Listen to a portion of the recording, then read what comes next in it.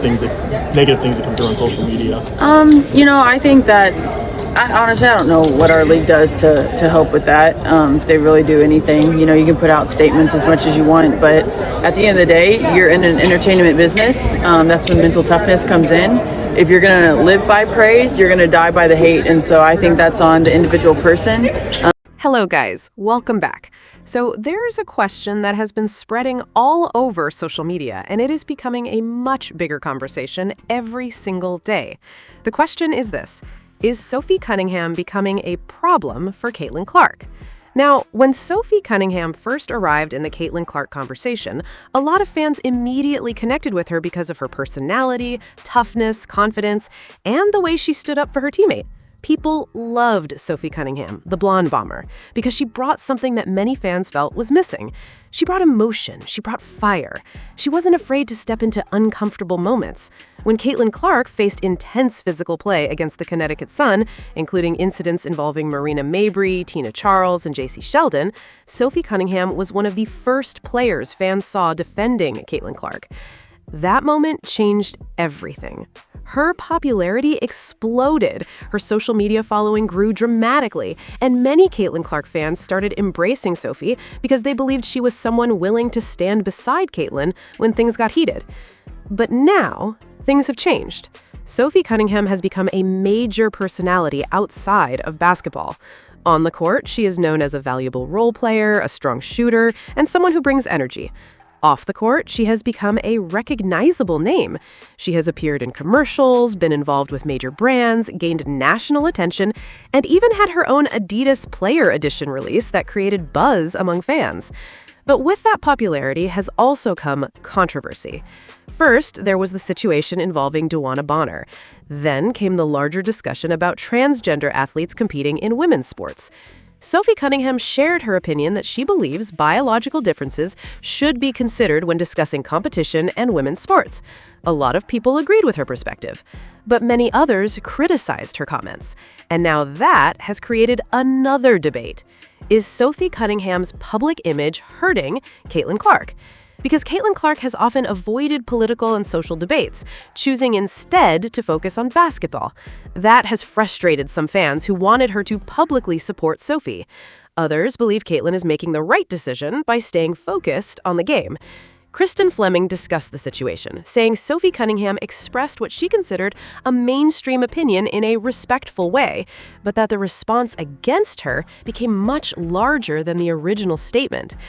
And one of the biggest questions people are asking is why ESPN highlighted the story but has not continued covering the conversation in the same way. Many fans believe the topic exploded after the interview, but then coverage slowed. It created the feeling among some supporters that the story was introduced and then abandoned. A decade ago, conversations like this may have looked different, but in today's sports environment, discussions involving gender identity, fairness, and competition have become some of the most controversial topics. Sophie Cunningham has received criticism, with some people accusing her of being hateful. Others argue that her position is about protecting women's sports categories and competitive fairness. Supporters say the conversation should be allowed to happen without immediately attacking the person bringing it up. Critics argue that these discussions can negatively impact transgender athletes. That is why this debate has become so divided. Several coaches and players have responded publicly. Minnesota Lynx coach Cheryl Reeve wore a Trans Kids Belong shirt during a game against the Fever, showing her support for transgender inclusion. Golden State Valkyries coach Natalie Nakase also spoke about inclusion and supporting transgender athletes. The debate continues because both sides believe they are defending something important. Then there's Katie Nolan, who criticized Cunningham's comments and questioned the reasoning behind them. Some people pointed out that similar conversations have happened before involving athletes like Serena Williams, and they questioned whether the reaction would have been the same. On her podcast, Casuals, Katie Nolan discussed why people support statements about protecting girls' sports, saying those statements can sound like common sense, even though the broader issue is more complicated. And that is where the debate continues.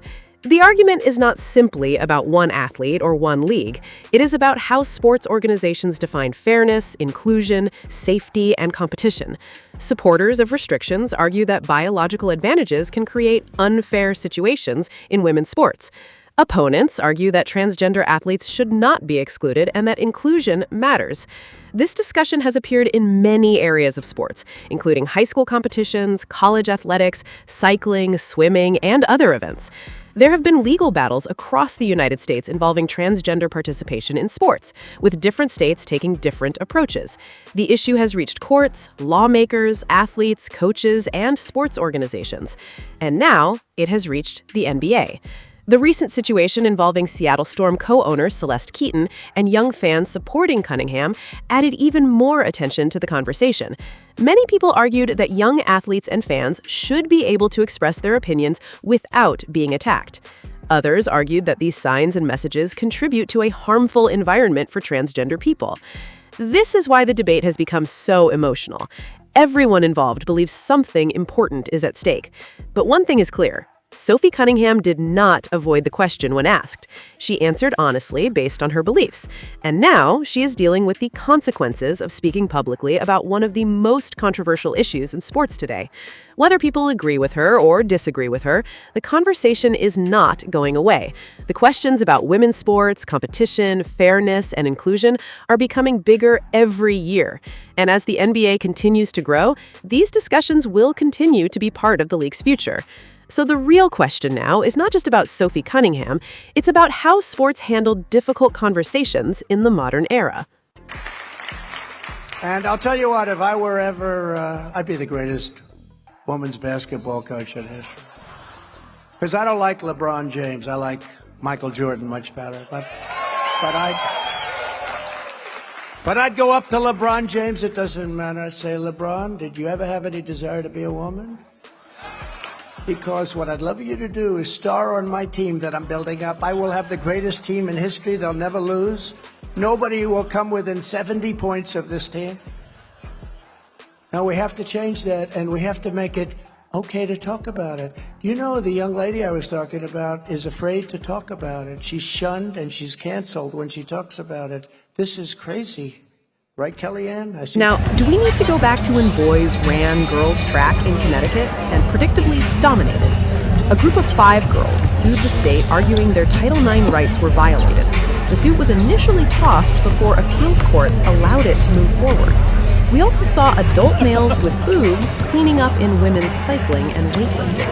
And of course, Leah Thomas's UPenn teammates were told by the school to seek counseling if they had issues with a 6'4" male and his penis in their locker room and in their competitions. Anyone who spoke up was punished, and dissent was crushed. In 2023, a Vermont high school girls basketball team was suspended from state play after forfeiting a game against a school with a male on the girls' team. A year later, 5 middle school girls in West Virginia who protested against a trans athlete were benched. Sport governing bodies were forced to confront the matter as it became so widespread across international competition. Here, biological males competing against girls have been banned in 27 states, and those bans were upheld by the Supreme Court, even though one of those justices couldn't offer a definition of a woman only a few years ago. But sure, it's not a thing. And Sophie Cunningham, I'm actually surprised 3 years into this league, this is the first time this conversation has really come up in such a major way. Sophie Cunningham was asked a question by ESPN and didn't run from it whatsoever. I mean, you see it. Look, Vermont high school girls basketball team suspended. Adult males with boobs cleaning up in women's cycling and weightlifting. Boys ran girls' track and dominated. I mean, it's there, and it's just slowly becoming more and more prevalent. Let's get right into things. Bomani Jones took to his podcast and he raised the question, is Sophie Cunningham a problem for Caitlin Clark? And then Stephen A. Smith goes off on a WNBA coach's Trans Kids Belong t-shirt. That is an irresponsible thing to do. This is all Sophie Cunningham was saying. Natalie Nakase and Cheryl Reeve dropped the ball. Finally, I agree with this person. Let's get into it. They always say about on a basketball team, if you got knuckleheads, you can have one knucklehead, but you can't have 2. I'm starting to think that you can have a Caitlin Clark, but you can't have it with a Sophie Cunningham. Because right now, all the heat ain't really got nothing to do with Caitlin Clark. She bringing all the heat. That whole, I don't really be thinking about it, I just say shit. And now they coming over to Caitlin Clark like, hey, Caitlin, you know how Sophie be like fouling people for you? Anyway, what do you think about what she had to say? And they're like, man, Caitlin ain't talking to none of y'all. But the heat is coming from the other one. In men's sports, we talk about distractions. That is as big a distraction as there has ever been around a team. If you go have Caitlin Clark on the team, you can't have one of those right there. Unless Caitlin's trying to lean in with it. It seems pretty clear that she does not have the same get down as Sophie Cunningham. But she's going to have to answer for everything Sophie Cunningham say. And Sophie Cunningham going to keep saying it all because this is what's getting her bread. This is what's getting her on TV. She's become an honest-to-God celebrity, and she averaged like 5 points a game.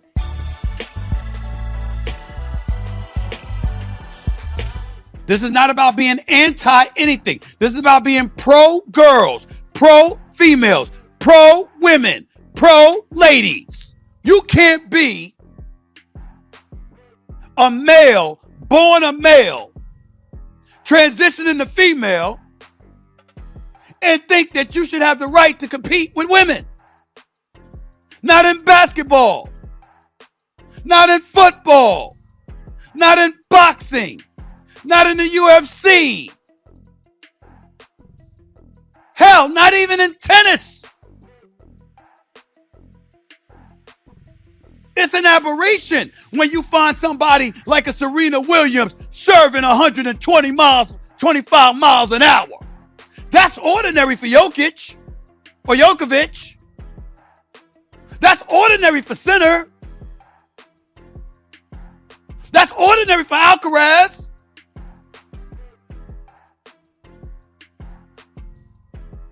That was ordinary for Sampras, Agassi, and all of these guys. We got to stop this.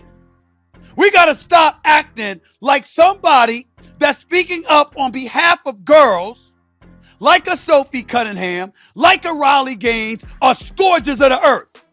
You are Cheryl Reeve, the head coach of the Minnesota Lynx. That is an irresponsible thing to do. You are a coach for a female basketball team.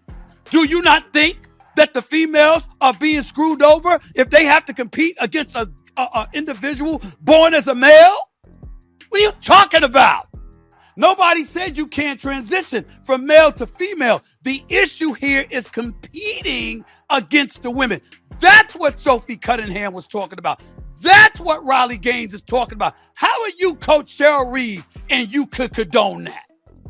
And then you're going to come out with a T-shirt. No regard for the WNBA. No regard for the sponsors that may be put off by that. No regard for the bottom line that might be affected because of a position that she has taken that you know is going to be politicized. Because that's what you did. No regard for that whatsoever. How is that okay? How? You are Cheryl Reeve, the head coach of the Minnesota Lynx. That is an irresponsible thing to do. You are a coach for a female basketball team. Do you not think that the females are being screwed over if they have to compete against a individual born as a male? What are you talking about? What are you talking about? You trying to tell me that a college player for the men's at a college program anywhere in the country or an NBA player should transition to being a woman and be allowed to compete in the WNBA? Or on a collegiate level to a women's college program? Whether it's UConn, South Carolina, Iowa, Tennessee, or wherever else you want to come up with. What the hell are you talking about? It's not true. It is false. AJ DeBonza,